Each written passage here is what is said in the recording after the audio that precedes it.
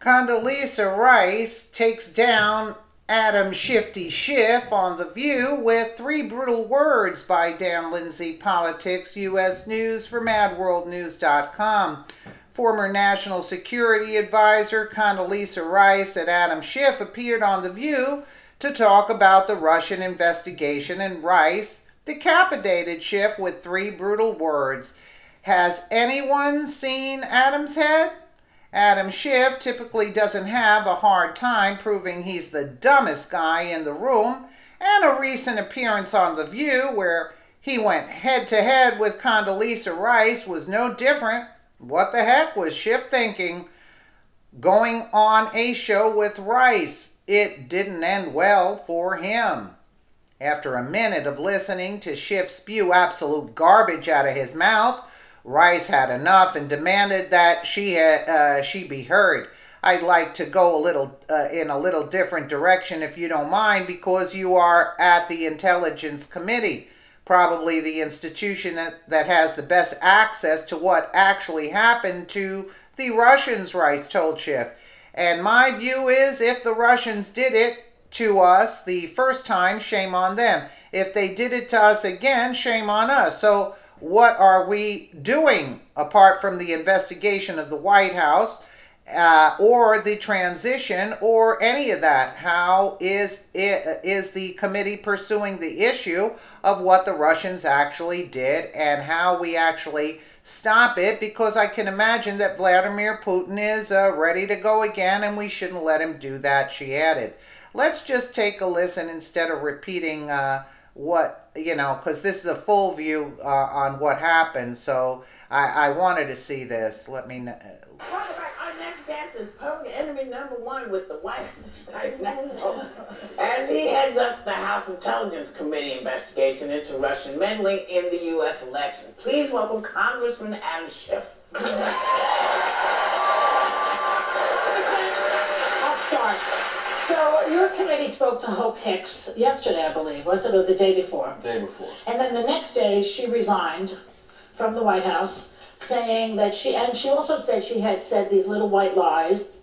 #1, can that lead to little white perjury? That's my first question. And the second is there, the White House says that the timing had nothing to do with anything, that it was just she decided the next day. Do you buy that? I don't know what was involved in the timing, and in fairness to Hope Hicks, I wish the conversations of the committee had never left the committee. The question that was asked of her, though, was certainly a pertinent question. If a witness is willing to say things that aren't true on behalf of the boss outside the committee, we need to know, because it reflects whether they'll be truthful in the committee. But the most significant issue I have with her testimony are the whole areas that she refused to testify on the instructions of the White House. Now, that's not her fault. That's the instructions of her employer. And she could do that. Well, she can't unless we let her do that. And this is the issue. Will the Congress assert itself? Will the Congress insist on answers? When Steve Bannon refused to answer questions along the same lines, the Republicans said, well, we need to demand answers. That's an outrage. And they subpoenaed him on the spot. I see. Now, Steve Bannon apparently is a man without a country. Not beloved in the White House, no longer with Breitbart. Right.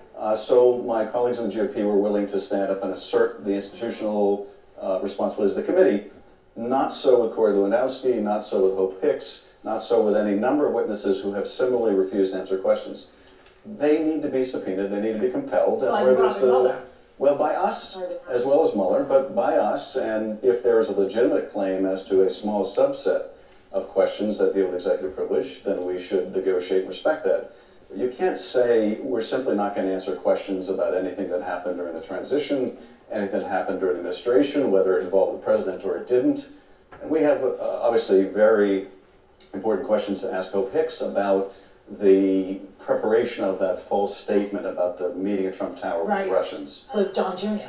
Exactly. I'd like to go a little different direction, if you don't mind, because you are, at the Intelligence Committee, probably the institution that has best access to what actually happened with the Russians. And my view is, if the Russians did it to us the first time, shame on them. If they do it to us again, shame on us.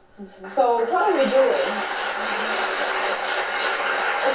Quite apart from the investigation of the White House or the transition or any of that, how's the committee pursuing the issue of what the Russians actually did and how we actually stop it? Because I can imagine that Vladimir Putin is ready to go again, and we shouldn't let him do that.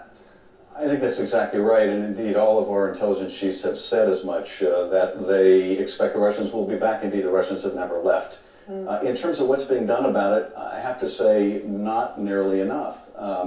The states are certainly taking action. They're hardening their elections infrastructure to make sure the Russians can't penetrate it again, can't monkey around with the vote counts. But what we need, because you know how formidable the Russians are as an adversary, is a whole of government response. Where every cabinet secretary is working within their portfolio to establish a deterrent for the Russians. There are still bipartisan sanctions sitting on the president's desk that he refuses to implement. We need to send a clear message to Russia that any further meddling won't be tolerated. They'll pay a heavy price for it. What kind of heavy price? Well, the price that the Russians care most about is a price to their economy. That's why the top priority for the Russians are doing away with sanctions over their invasion of Ukraine, doing away with sanctions over their meddling in our election, because what Putin really fears more than anything else is not losing an election. If you're a viable opponent of the Kremlin, you end up in jail or dead. What he does fear, though, is the power of people to gather in massive numbers and throw out their autocratic government. And to the degree the Russian economy suffers, and people take to the streets, that's the threat that he fears. Do you think we fully know what happened, though? Are you confident that we really understand how the Russians did what they did? We know an awful lot about how they did what they did in terms of their hacking operation, the dumping of documents, in terms of their use of social media, and their use of paid media like RT and Sputnik. We don't know as much as we should about whether they also used financial entanglement, which they have used in Europe and elsewhere. You know what a crock this all is? In other words, all this is going on. Why? Who do we have actually as candidates? We had Hillary and Bernie and Trump. Now, out of those three, who do you think actually won the election? Donald Trump won. Are you going to put that socialist Bernie Sanders in? Or the crook Hillary Clinton? I mean, do you understand what that witch has done to this country? This whole investigation is all about why Hillary lost the election. Tell her to take a look in the mirror. Exert influence, and that's the money laundering issue. We obviously don't know the full role of the Trump campaign, although we know a lot more than that than when we started.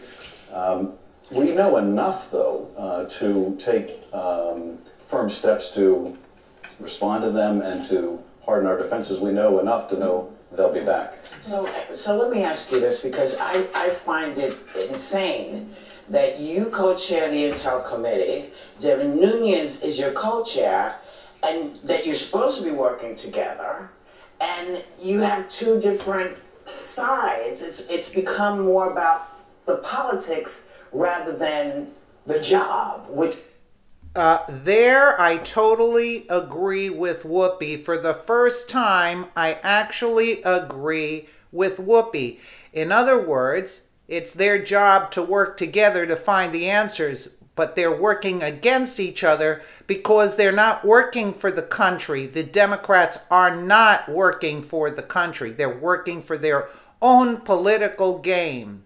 That was very excellent on Whoopi's part. Right around here. Let's go. And that you're supposed to be working together, and you have two different sides. It's become more about the politics rather than the job, which is to do the intel that answers these questions.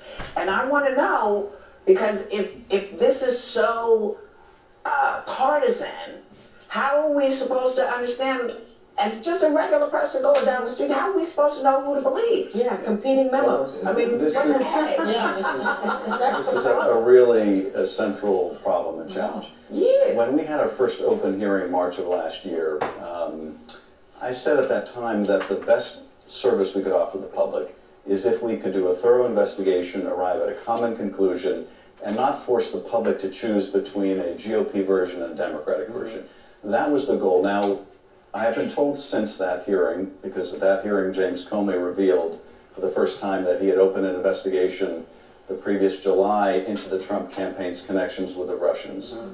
That my colleagues in the GOP felt that hearing was an unmitigated disaster for them. It was the very next day that the chairman went on that midnight run to get documents that he said showed malfeasance of the Obama administration. And the following day, he went back and presented those, and we would learn that the documents he obtained actually had gotten from the White House, and it was concocted with the White House. That's the point at which the committee investigation really diverged. And this memo business, we asked the chairman, was this similarly done in conjunction with the White House? And he wouldn't answer the question. And it's very hard, obviously, to do an objective investigation if the chair views his mission differently as protecting the president. And I view our mission as protecting the public. And letting the chips fall wherever they may. And I would, frankly, be thrilled, have been thrilled, if we could have seen this investigation through on a bipartisan basis and reached whatever conclusion we reached, whether it was exoneration or incrimination, if we had done it together. Let me just say that I've spent a lot of time in Washington, and I know you've got a really hard job, and I appreciate what you're doing for the country, but I really hope you can wrap it up. The country needs to get back to business, so that's my greatest hope is that this gets done, and this gets done. And by the way, I just want to say on Robert Mueller, this is somebody I know. I worked with him. He was FBI director when I was National Security Advisor. I have enormous respect for him, and he is going to do this in a very fair way. And so I just hope we can get it done. So, here's what we know. Here's what we know thus far. Congressman Adam Schiff is sticking around. Okay, good. We'll be right back. You know, you see the crock of Adam Schiff. You know, well, ouch, the burn is going to hurt for a while. Adam Schiff looked like a deer. Yeah, he did. With in the headlights is Condoleeza Rice completely destroyed. His self-aggrandizing monologue. Rice seems to have a few more establishment leanings than I'd like, but for taking Schiff's head off like that, she deserves a huge round of applause. There's no way Adam Schiff could have left The View without his tail between his legs after taking that brutal bashing from Condoleezza Rice. How can Schiff possibly show his face in Congress again after this? Oh, he could care less. In my opinion, he shouldn't. Yeah. Schiff is an embarrassment to his constituents and to our country. Yeah, let's not look into Hillary Clinton. Let's look at Trump continuously. We have loads and tons and years and decades of evidence about the Clinton corruption. And yet we're not looking into any of that. Let's look at Donald Trump, who's there to serve us, the country. I mean, what a crock, right? This Schiff guy. But I was surprised at Whoopi of actually stating what she stated, like instead of working together, it's politicized. I mean, I am dumbfounded by just Whoopi's statement alone. I was very surprised at Whoopi.